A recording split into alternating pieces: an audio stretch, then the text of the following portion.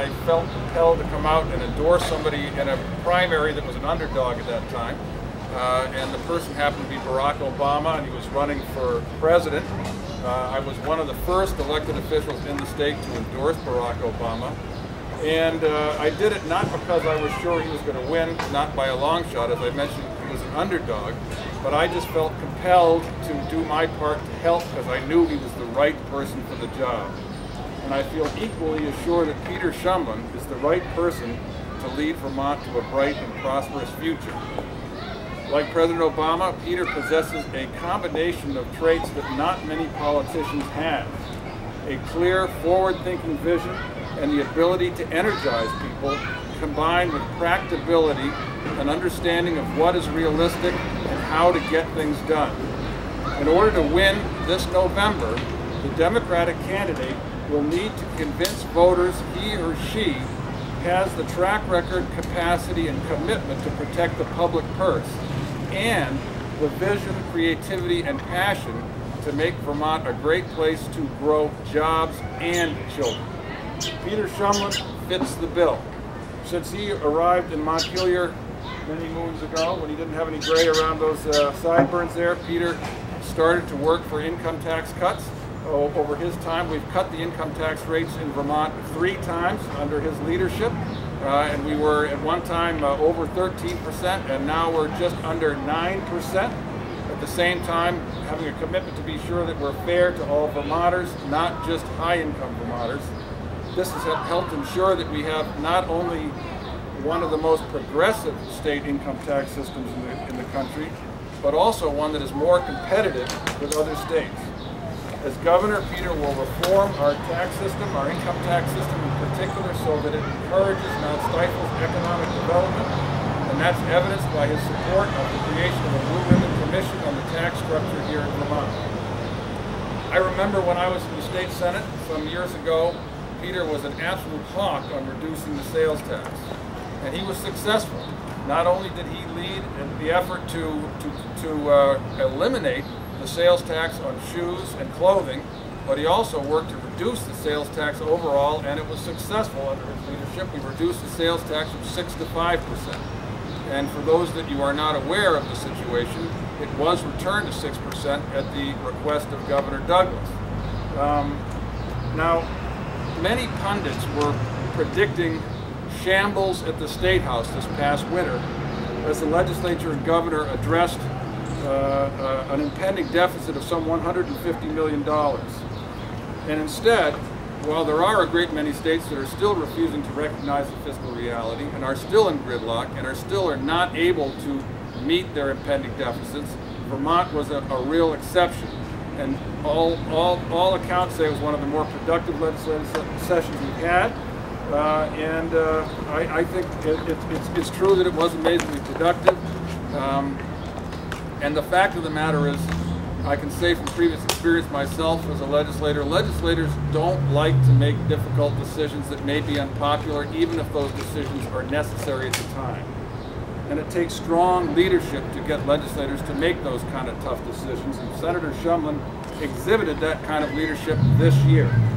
I think all of our state leaders, Speaker Smith, Governor Douglas, Representative Martha Heath, Senator Susan Bartlett, and most of all Peter Shumlin deserve accolades for bringing in a balanced budget, adequate reserve funds, fully funded pensions, a workable solution to addressing the shortfall in the unemployment trust fund, no broad-based tax increases, and actually reducing taxes on capital gains in the states.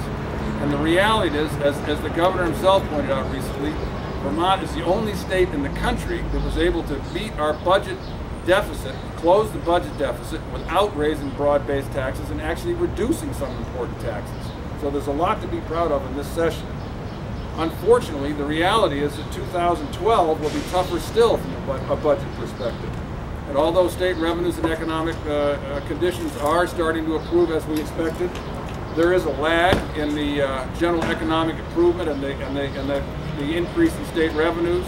That's going to take a while. The federal aid is being reduced, and the overall decline in the first place is very large, so that we're looking at roughly another $120 million deficit in the coming legislative session.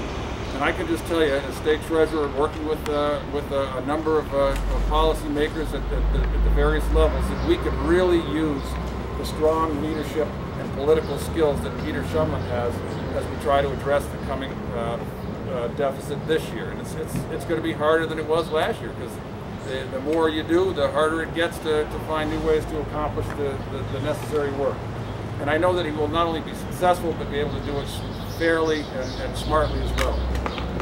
I have to briefly say that close to my heart, as an example of the kind of leadership that Peter Shumlin can bring from a fiscal perspective, is the success we had this past year in revamping the teachers' pension system. That was a pretty controversial issue. Some of the reporters here will know that there were a lot of barbs that were being flung about that process, but the reality is it had to be done in order to not only make the pension funds affordable for the taxpayers, but to make sure those retirement plans were in place for teachers in the future. The success we had is going to generate hard dollar savings of $15 plus this year, and greater savings in the future, while preserving that retirement system for current and future teachers. I can state unequivocally that that success would not have happened without Peter's willingness to undertake a tough issue, to bring people together and to keep people at the table working until a solution was accomplished. We did accomplish it. You look around the country right now, other states are having much more difficulty. There are lawsuits involved. We've got big time savings. The actual the appropriation was reduced by 25%, and all the parties agreed to it in the end. That took strong leadership and commitment, and I commend Peter for that. So in short, Peter has the kind of experience that will make him a great governor in these challenging economic times. Lifelong Vermonter, he has a real understanding of what makes Vermont special, what Vermonters value, and what Vermonters need in the future for their children and their grandchildren. A successful entrepreneur himself, Peter understands the risks, rewards, and challenges of being in business in Vermont, or for that matter, any state being in business. Having been a select board member, state representative, state senator, and president of the Senate, Peter knows the issues of state inside and out, and from day one, he will be ready to take the helm of the ship named State of Vermont. More than any other politician I've worked with, Peter knows how to get things done, when to compromise, when to stand firm, and when it's necessary to generate new ideas. Now, some people have tended to try to portray those kind of skills as a negative, that being somebody that is a good politician, that knows when to stand tough, when to compromise, when to come up with new ideas. But those are the skills that are absolutely critical to getting the people's job done in the kind of challenging times we are in. As Vermont's state treasurer, my highest priority is to protect and improve Vermont's financial future, and I'm in complete agreement with Peter's commitment to being cautious and prudent with the people's money. He says he's a fiscal conservative and a social liberal, and I think that's very much in sync with the voters of the state of Vermont. I agree especially with his glass half full, positive view of Vermont's current status. As Peter has asked so appropriately, what CEO or boss would continually and publicly highlight the negatives of his own enterprise? That might be politically expedient, but it does not build business. Sure, we have challenges. What state, what business, what family doesn't? But Peter knows we need to emphasize our strengths and build from there, and we all know Vermont has more strengths to build on than any other state in the country. One thing all primary voters should keep in mind is that Peter Shumlin can attract the kind of independent and swing voters that will make the difference between winning or losing in November.